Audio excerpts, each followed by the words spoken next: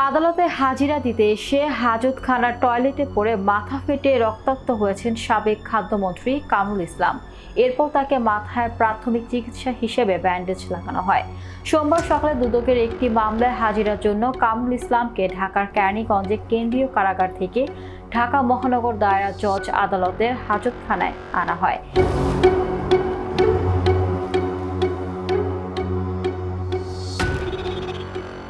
এরপর তিনি প্রস্রাব করতে হাজতখানার টয়লেট ব্যবহার করতে চান।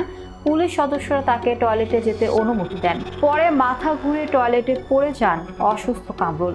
পরে মাথার পেছনে কেটে রক্তাক্ত হন তিনি। এরপর হাজতখানায় তাতে প্রাথমিক চিকিৎসা দেওয়া হয়।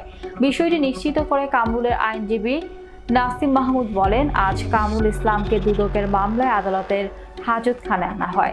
গত নভেম্বর থেকে উনি জেল হাজতে আটকে আছেন। বিভিন্ন মামলায় রিমান্ড শেষে কারাগারে আছেন। তিনি বিভিন্ন রোগে আক্রান্ত, বিশেষ করে পাকস্থলীর ক্যান্সারে আক্রান্ত।